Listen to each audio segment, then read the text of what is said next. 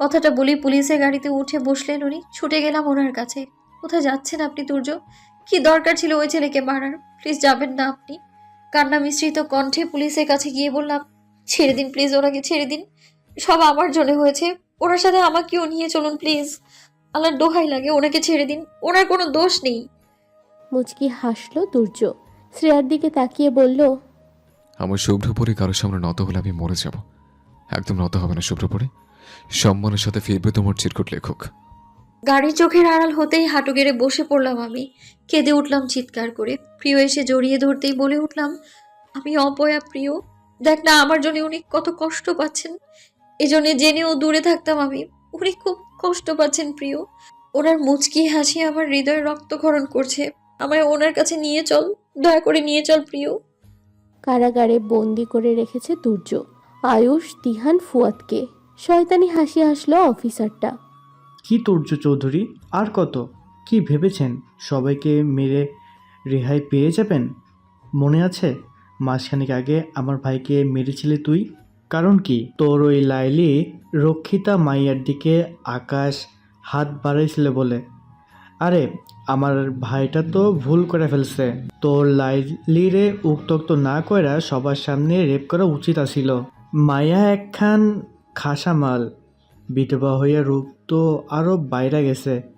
আমার এই দো। কথাটা শেষ করতে দিল না দুর্য। হাত বাড়িয়ে চেপে ধরলো অফিসারের গলা। দেওয়ালের সাথে মিশিয়ে আরো শক্ত করে চেপে ধরে বলল, তোর সর্বনাশ ডেকে এনেছিস তুই। শুভ্রপরীর জন্য যেমন জীবন দিতে পারবো তেমন নিতেও পারবো। তোর মতো এক নরপশুকে বাঁচতে দেবো না আমি। তোর ভাইয়ের মতো তোকেও আজ আইসিইউতে পাঠাবো আমি। চোয়াল শক্ত করে বলল দুর্য। আর একটু হলেই অফিসারের দমটা বের হয়ে যাবে। বাহির থেকে লকআপে ঢুকলো কয়েকজন পুলিশ। আয়ুষ, তিহান সবাই মিলে ছাড়িয়ে আনলো তুর্যকে। ছাড়া পেতে অফিসার মোটা লাঠি দিয়ে তীব্র আঘাত করতে লাগলো তুর্যর শরীরে। আমি এসে এসব দেখতে চিৎকার করে উঠলাম, আঘাত করবেন না, একটু নরম হন দয়া করেন, মারবেন না ওনাকে। বলতে বলতে ফ্লোরে লুটিয়ে পড়লাম আমি। প্রিয় এসে সামনে নিল আমায়। একজন মহিলা পুলিশ আমায় আঘাত করতে নিলে গর্জে উঠলেন তুর্য। ওকে আঘাত করলে আজ আপনার ভাত উঠে যাবে। রাস্তায় রাস্তায় ঘুরে বেড়াতে বাধ্য হবেন আপনি। ধ্বংস করে দেবো একদম আমি। ভয়ে ঢোক গিলল মহিলাটা। তুর্য চৌধুরীকে খুব ভালো করেই চিনে সে। রাজনীতিবিদ তোয়াশ সাহেবের ছোট ভাই সে। একজন ফোন দিয়ে দৌড়ে আসলেন অফিসারের কাছে। হ্যালো বলতেই মুখ থেকে শয়তানি হাসিটা গায়েব হয়ে গেল তার। একজন কনস্টেবলকে উদ্দেশ্য করে বলল, স্যারকে ছেড়ে দাও, ওনার বন্ধুদেরকেও। বাঁকা হাসলো তুর্য। শরীর ঝাড়া দিয়ে বেরিয়ে এলো লকআপ থেকে। পুলিশ অফিসারের দিকে তাকিয়ে বলল, চোখ দুটো সামনে রাখিস, খুব শীঘ্রই হয়তো হারাতে যাচ্ছিস। কপালের ঘাম মুছে নিল অফিসার। কোনো দিকে না তাকিয়ে বেরিয়ে গেল সেখান থেকে। হাঁটু মুড়ে আমার কাছে বসলেন তুর্য। ঠোঁটের কোণে রক্ত জমে আছে তার। মুচকি হেসে আমার কপালের চুলগুলো কানের পিছে গুজে দিলেন উনি। ওড়না দিয়ে ঘোমটা টেনে দিলেন আমার মাথায়। মুগ্ধময় হাসি বজায় রেখে বললেন, ঘুমটা তাই অন্যরকম সৌন্দর্য ভর করে আমার হৃদয় স্পর্শের মুখশ্রীতে। অম্লান এক রূপ তার যাতে ঘায়ল হয়েছে আমি বহুবার। মুগ্ধ দৃষ্টিতে চেয়ে রইলাম আমি ওনার দিকে। কখন যে শূন্যে ভাসতে লাগলাম তারও কোনো হুঁশ নেই আমার। আমি তো বিভোর হচ্ছি ওনার ঠোঁটের কোণে প্রসারিত সেই মুচকি হাসিটায়। কেঁদে একাকার প্রিয়। আয়ুষের দিকে এগিয়ে এসে জিজ্ঞেস করলো, আপনি ঠিক আছেন? একদম। তুর্য থাকতে আমাদের আঘাত করার সাহস কারণে তুমি আমার সাথে চলো। তুর্য হয়তো তার শুভ্রপরীকে নিয়ে যাবে। হুম। বাসার সামনে দাঁড়িয়ে আছে তুর্যর গাড়ি। ওনার বাড়ি থেকে হয়তো ড্রাইভার নিয়ে এসেছিলেন গাড়িটা। রাস্তায় কোনো কথা হয়নি দুজনের, নীরবতা ছেয়েছিল শুধু। গাড়ি এসে আমার বাসার সামনে থামতেই অবাক হলাম আমি। দরজা খুলে বেরিয়ে পড়লাম গাড়ি থেকে। পা বাড়াতেই তুর্যর ডাকে থেমে গেলাম। শুভ্রপরী, হৃদয়ে শীতল স্রোত বয়ে গেল তৎক্ষণাৎ। কাপা কাপা কণ্ঠে জবাব দিলাম, হুম। কাল তোমার সাথে জরুরি কথা আছে আমার। ক্লাস শুরু হওয়ার একটু আগে পৌঁছাবে ভার্সিটিতে। কোনো টিউশন করানোর প্রয়োজন নেই তোমার। ঠোঁট দুটো প্রসারিত করে বলল তুর্য। সারা রাস্তা কল্পনা জল্পনা করেও কথাগুলো বারবার গলায় আটকে যাচ্ছে। জানি কষ্ট হবে খুব বেশি। চোখ বন্ধ করে কঠোর গলায় বলে উঠলাম, আমার আপনার সাথে কোনো কথা নেই। কেন এসেছেন আপনি? আপনার প্রয়োজন আমার সেই কবেই ফুরিয়ে গেছে। আপনাকে আর চাই না আমি। লজ্জা করে না আপনার আমায় স্পর্শ করতে? নিজের লিমিটে থাকবেন। আপনাকে আমি কোনোদিনও চাইনি। সব আমার আবেগ ছিল। বিয়ের পর থেকে আমার স্বামীই আমার সব। আমি আমার স্বামীকেই ভালোবাসি। শেষ লাইনটা বলতে গিয়ে কলিজা ছিঁড়ে যাচ্ছিল আমার। ওনার দিকে এক পলক না তাকিয়ে পালিয়ে এলাম আমি সেখান থেকে। রুমে ঢুকে ভেঙে পড়লাম কান্নায়। সমাজ ঠিকই বলে অপয়া আমি, বিধবাদের সুখের আশা করাটা ভুল। তোমার চক্ষুতে ধরা দেওয়ার সময় এখনো হয়নি শুভ্রময়ী কন্যা। জানি আমাকে দেখার আকাঙ্ক্ষা তোমার আকাশ সমান, কিন্তু এত জলদি যে আমি বন্দী হতে চাই না তোমার আখিদয়। আমি তোমার প্রেমে মত্ত হতে চাই, ঠিক এমন ভাবে যেন না ছুঁয়ে আঁকলে রাখতে পারি তোমার হৃদয়ের গহীনতায়। ছিল তো 8 মাস না দেখে আমায়, তবে এত বিচলিত কেন হচ্ছে এখন? ঠিক সময় আমি ধরা দেব তোমার সামনে, হাত বাড়িয়ে জড়িয়ে নেব আমার এই শূন্য বুকে। ততক্ষণ পর্যন্ত আমি তোমার মনের চিরকুট লেখক হয়ে বিচরণ করতে চাই প্রতিটি মুহূর্ত। চিরকুটটা পড়ে ঠোঁটে করে হাসি ফুটে উঠল। যতই দূরত্ব থাকুক, অতীতের এই স্মৃতিগুলো ভীষণ প্রিয় আমার। চিরকুটগুলো পড়লে শত কষ্টের মাঝেও শান্তি খুঁজে পাই আমি। রাতের আধারে মোমবাতির হালকা আলোয় চিরকুটের লেখাগুলোর দিকে এক দৃষ্টিতে তাকিয়ে থাকলাম আমি। আজ কত বড় মিথ্যাটা বললাম আমি, যার জন্য অপেক্ষায় প্রহর গুনেছি, তাকেই আজ ফিরিয়ে দিয়েছি কষ্ট দিয়ে। অতীত সাদা শুভ্র ওড়না দিয়ে মাথায় ঘোমটা টেনে বেরিয়ে পড়লাম কলেজের উদ্দেশ্যে। লজ্জা ঘিরে ধরেছে আমায় চারদিক থেকে। নিশ্চয়ই মানুষটা আজও আসবেন, আড়াল থেকে আমায় দেখে রঙিন এক চিরকুট দারোয়ানের হাতে ধরিয়ে দিয়ে চলে যাবেন। আচ্ছা, আজ চিরকুটে কি লিখবেন উনি? আমায় ঘুমটাতে কেমন লাগছে সেটা জানাবেন। অচেনা সেই মানুষটার জন্য মনের মাঝে তীব্রভাবে বেড়ে ওঠা অনুভূতিগুলো কিভাবে লুকিয়ে রাখবো আমি? ধীরে ধীরে হাঁটতে লাগলাম, আর চোখে তাকিয়ে চারিদিকে তাকিয়ে কাউকে দেখতে না পেয়ে ঢুকে পড়লাম কলেজে। ক্লাসে ঢুকতেই প্রিয় দুষ্টু হেসে বলে উঠল, বাহ, শুভ্রপরীকে তো নজর কাড়া সুন্দরী লাগছে। মনে চাইছে একদম লুকিয়ে ফেলি শুভ্রপরীটাকে। শুভ্রপরীর চিরকুট লেখক কি তার শুভ্রপরীকে দেখেছে? যদি দেখে থাকে তাহলে হয়তো বেচারা হার্ট অ্যাটাক করেছে। তার শুভ্রপরী যে এখন ছেলেদের হৃৎপিণ্ডে ছুরি বসানোর রূপ ধারণ করেছে। প্রিয়, কেউ শুনলে শরমে মাথা কাটা যাবে আমার। এত সুন্দর লাগছে না আমায়, নিজেকে তো বিধবা বিধবা লাগছে সাদা রঙে। রসাত্মক কণ্ঠে বললাম। হাস্যকর মুখটা মলিন হয়ে এলো প্রিয়র, রাগ দেখিয়ে বলে উঠল, এসব কেমন কথা শ্রেয়া? সাদা বললি কি মানুষকে বিধবা লাগে নাকি? এসব অলক্ষণে কথা কিভাবে বলিস তুই? হ্যাঁ, তোর মতো একটা বুঝের মেয়ের মুখে এটা খুবই বেমানান। মজার ছলেও কখনো এমন কিছু বলবি না। ওকে প্রিয় বেবি, আমি তো মজাই করছিলাম। শুভ্রতাই আমায় এত সুন্দর লাগে বল? আমার কাছে নিজেকে 80 বছরের বুড়ি মনে হচ্ছে বলেই হেসে দিলাম আমি। প্রিয় ফিক করে হেসে দিল আমার সাথে। স্যার আসতেই ক্লাসে মনোযোগ দিলাম দুজন। কলেজ ছুটি শেষে মনে একরাশ লজ্জা নিয়ে দারোয়ান চাচার সামনে দাঁড়াতেই তিনি বললেন, আজ চিরকুট আহে নাই, সাহেবরেও দেখি নাই আজ। চাচার কথা শুনে মনটা হু হু করে কেঁদে উঠলো আমার। তার মানে কি আজ উনি আসেননি? নাকি আমায় ঘুমটাতে ভালো লাগছিল না তাই কোনো চিরকুট লেখেননি? এক ফালি কষ্ট এসে ভর করলো আমার ছোট্ট মনে। নীরবতা বজায় রেখে চলে এলাম বাসায়। একটু শান্তি লাগছে না। কেন আজ চিরকুট দেননি উনি? আমার যে ভীষণ কষ্ট হচ্ছে। সারা রাত এক হয়নি দু চোখের পাতা। মনের ভেতর সবকিছু কেমন শুনো শুনো লাগছে। ফজরের নামাজ পড়ে বের হয়ে এলাম রুম থেকে। তুমুল বেগে বর্ষণ হয়েছে সারা রাত ধরে।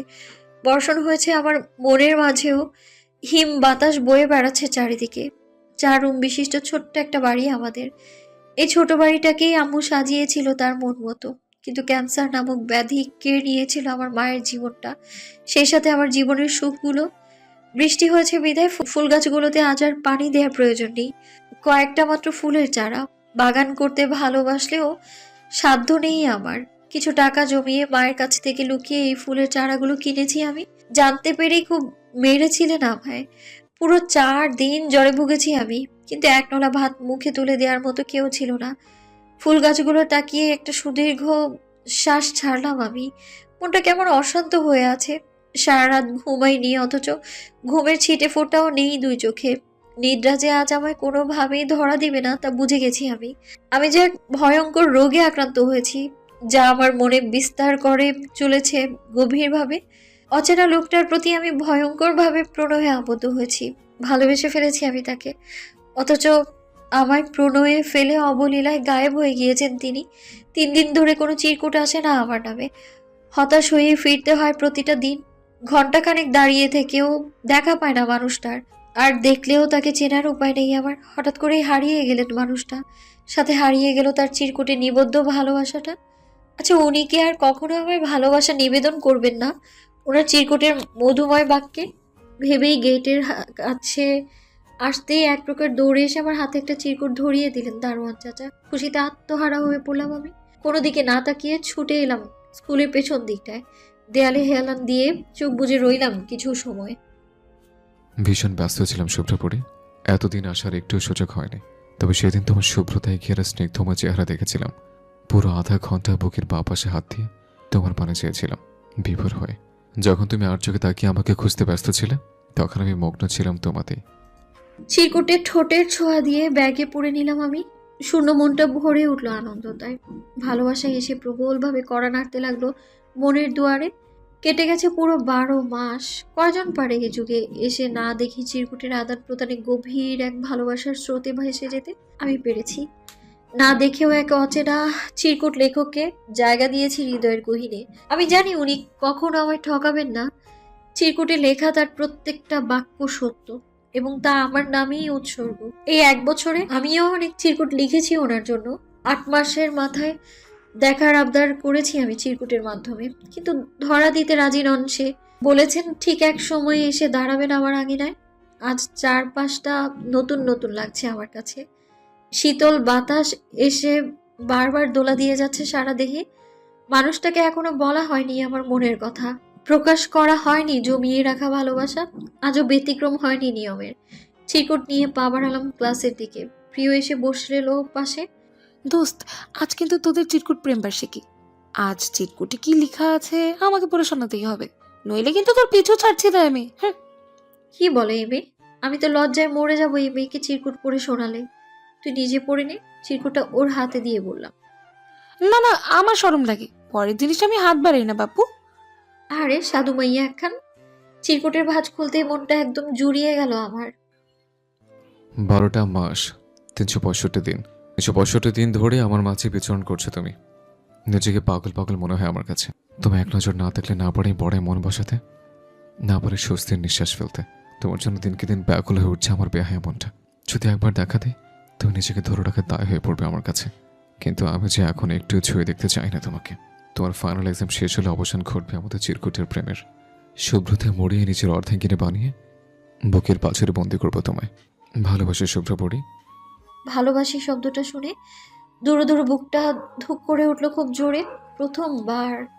প্রথমবার পুরো 1 বছর পর উনি ভালোবাসি বলেছেন আমায়। মনে হচ্ছে এই মুহূর্তেই জ্ঞান হারাবো আমি। ফোনের শব্দে সম্বিত ফিরে এলো আমার। এত রাতে কার ফোন হতে পারে? ঘড়ি কাটায় 1টা ছুঁই ছুঁই। স্মৃতির পাতায় এতই মগ্ন ছিলাম যে সময়েরও খেয়াল নেই। কলটা ধরার আগে কেটে গেল। স্ক্রিনে তাকাতেই পরিচিত নাম্বারটা দেখে কলিজা মোচড় দিয়ে উঠলো আমার। ওনার নাম্বারে আমি জানলেও উনি কিভাবে পেলেন আমার নাম্বার? আগে তো মোবাইল ছিল না আমার। ফোনটা শাশুড়ি মা কিনে দিয়েছেন বিয়ের পর। হয়তো প্রিয় বা অন্য কারো কাছ থেকে নিয়েছেন। দ্বিতীয়বার কল বাজতেই তাড়াতাড়ি করে রিসিভ করে নিলাম আমি। কানে দিতেই বুকের বাঁ পাশটা কম্পিত হতে লাগলো প্রচণ্ড গতিতে। নেশাগ্রস্ত কণ্ঠ ওনার। আচ্ছা, উনি কি ড্রিঙ্ক করেছেন? শুভ্রপরি, কম্পনরত কণ্ঠে জবাব দিলাম, জি। আমি তোমায় ভীষণ ভালোবাসি রয়েছে। দেখে যাও না, তুমি সকালে কথা বলে কেমন রক্ত ঝরাচ্ছে আমার বুকে। আমি জানি তুমি আমায় ভালোবাসো, খুব ভালোবাসো। ভালো না বাসলেও বাসতে হবে। তুমি তো প্রথম থেকে আমার ছেলে, তাই না? এই শুভ্রময়ী কন্যা, কথা বলবি না? বল, তুই সবসময় আমারই ছেলে, তাই না? তাহলে তুই কেন আবাসের হলে? কেন আমার অধিকার তুই অন্য কাউকে দিলে? কিভাবে হতে পারলি তুই এত বড় বেঈমান? তার জন্যই বুঝি এত কষ্ট করে আগলে রেখেছিলাম। ধোকা দিলে আমাকে। ভালোই যদি না বাসিস, তবে তোর পায়ে কেন আমার দেওয়া পায়েলটা? সময় আমার পক্ষে ছিল না, নয়তো তোকে মেরে ফেলতাম। তবু অন্য কারো হতে দিতাম না। এখন তুই শুধু আমার। শুভ্রপরি শুধু তোর জোর। আমি তোকে ছুঁয়ে দেখব, কিস করবো, ভালোবাসবো, বুকের মাঝে মিশিয়ে রাখবো। শেষের বাক্যটা শুনে কান গরম হয়ে এলো আমার। ওনার নেশাগ্রস্ত কণ্ঠ নেশা ধরিয়ে দিচ্ছে আমার মাঝেও। সেই সাথে বুকের মাঝখানটায় এসে বিচ্ছে ওনার বলা বেইমান শব্দটা। বেইমানি তো আমি করিনি, উনিই তো আসেননি সেদিন। কিছু বলতে নিব তার আগে কেউ বলে উঠল, হ্যালো জেরি, আমি আয়ুষ। তুর্য এই প্রথম ড্রিঙ্কস করেছে তো, তাই একটু আবল তাবল বকছে। প্লিজ কিছু মনে করবে না তুমি। যেই ছেলেটা নিজের 25 বছরের জীবনে কখনো মদ ছুঁয়েও দেখেনি, সে আজ 1 ঘন্টা ধরে গিলেই যাচ্ছে। আমি জানি না কি কারণে তুর্য আজ এমন করছে, তবে এতটুকুই বলবো, আমি তোমায় না পেয়ে নিঃশ্বাস নিতে পারলেও তুর্য 1 মুহূর্তও বাঁচবে না তোমাকে ছাড়া। আয়ুষ ভাইয়ার কথায় কি জবাব দিব জানা নেই আমার। মৃদু কণ্ঠে বললাম, আপনি প্লিজ ওনার খেয়াল রাখবেন ভাইয়া। বলেই কল কেটে দিয়ে শুয়ে পড়লাম বালিশে মুখ গুজে। আবারও একটা রাত কেটে যাবে নিদ্রাহীন কান্নায়। আজ ভার্সিটিতে যাব না। সকালের দুটো টিউশন শেষ করে সোজা বাসায় ফিরবো। শুধু আজ না, কয়েকদিনই যাব না ভার্সিটিতে। প্রিয়র থেকে নোটস এনে পড়া কমপ্লিট করে ফেলবো। যেভাবেই হোক নিজেকে তুর্য ভাইয়ের কাছ থেকে দূরে রাখতে হবে আমায়। দুটো টিউশন বের করে করে বের হতে হতে প্রায় 9টা বেজে গেল।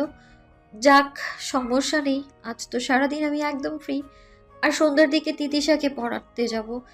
বাসার কাছে আসতেই আমার চোখ চড়ক গাছ। রাতের বেলা মাতলামো করে এই লোক সকাল সকাল আমার বাসার সামনে কি করছে? আমি ভুল দেখছি না তো? যার হাত থেকে বাঁচার জন্য ইউনিভার্সিটিতে যাবো না সিদ্ধান্ত নিলাম, সেই হাজির আমার সামনে। সাদা টি শার্ট, কালো জ্যাকেট পরে হিরো সেজে গাড়িতে হেলান দিয়ে দাঁড়িয়ে আছেন তুর্য ভাইয়া। চাচার ভাষায় যাকে বলে, আহা কি সুন্দর একখান পোলা দেহার লাহান। তাড়াতাড়ি করে পাশের হিজল গাছটার পেছনে নিজেকে আড়াল করে নিলাম আমি। কাল কথাগুলো বলে যেভাবে পালিয়ে গেছি, নাগাল পেলে আজ হয়তো কঠোর শাস্তি দেবেন আমায়। যা ভয়ঙ্কর মানুষ উনি! এসব ভাবতে ভাবতে সামনে তাকিয়ে অবাক আমি। কোথায় গেলেন উনি? আর একটু এগিয়ে দেখতে যাব, তখনই কেউ আচমকা কোলে তুলে নিলেন আমায়। ভয়ে চিৎকার নিতে নিলেই আমার দিকে ঝুঁকে ঠোঁটে আলতো কামড় বসিয়ে দিলেন তুর্য ভাইয়া। ঠোঁটে হাত দিয়ে হতবাক হয়ে রইলাম আমি। গালে অধরের ছোঁয়া দিয়ে সরে গেলেন তুর্য। চারিদিকে চোখ বুলিয়ে দেখলাম কেউ নেই রাস্তায়। কাপা কাপা হস্তে ওনার জ্যাকেটের অংশ খামচে ধরলাম খুব শক্ত করে। একটু উপরে তুলে নিজের সাথে আমায় মিশিয়ে নিলেন আরো গভীরভাবে। গাড়িতে বসিয়ে সিট বেল্ট বেঁধে দিল তুর্য ভাইয়া। মুখে তার ভয়ঙ্কর এক মুচকি হাসি, যা ঘায়েল করছে আমায় তীব্রভাবে। আসক্ত হয়ে পড়ছি আমি দিনকে দিন ওনার প্রতি। আমার এই আসক্তি যে খুবই ক্ষতিকর তুর্যের জন্য। গাড়ি স্টার্ট দিতেই কিছুটা স্বাভাবিক হয়ে প্রশ্ন করলাম, কোথায় নিয়ে যাচ্ছেন আমায়? কাজে অফিসে।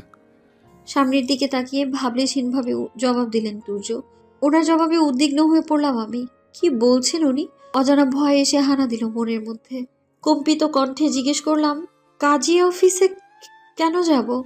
আমার দিকে এক পলক তাকিয়ে সামনের দিকে মুখ রেখে গম্ভীর স্বরে বললেন, কাজে অফিসে মানুষ কেন যায়? অবশ্যই বিয়ে করতে চায়, তাই না? সো আমরাও এর জন্য যাচ্ছি শুভ্রপরি। ভাবলাম আর কত দূরে থাকবো তোমার থেকে। কাছে আনার ব্যবস্থা করে এবার। তুর্য ভাইয়ার কথায় চমকে উঠলাম আমি। সারা শরীর যেন জমে গেল আমার। বহু কষ্টে মিনমিনিয়ে বলে উঠলাম, বিয়ে মানে? মুহূর্তে গাড়ি জোরে ব্রেক কষল তুর্য ভাইয়া। রাস্তায় কারো উপস্থিতি নেই। দূরে একটা মাঠ দেখা যাচ্ছে। চারিদিকে কেমন শুনশান নীরবতা। পাশ দিয়ে এক দুটো গাড়ির আনাগোনা। এত নীরবতা কেন? তুর্য ভাইয়ার দিকে ফিরতেই দেখলাম উনি ভ্রু কুঁচকে তাকিয়ে আছেন আমার দিকে। ওনার এমন করে তাকানো ভীষণ অস্বস্তিতে ফেলছে আমায়। গলা শুকিয়ে গেছে। ঢোক গিলে বললাম, কি হয়েছে? এভাবে তাকিয়ে আছেন কেন? আগের মতো দৃষ্টি বজায় রেখেই আমার দিকে তাকিয়ে আছেন। আমি যে একটা প্রশ্ন করেছি তাতে কোনো প্রকার রেসপন্স নেই তুর্যর।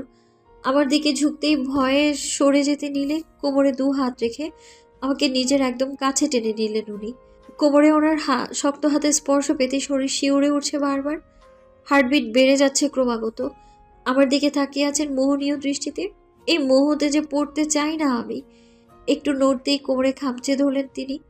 সাথে সাথে মৃদু আওয়াজে ব্যথাতুর শব্দ করে উঠলাম আমি। আহ!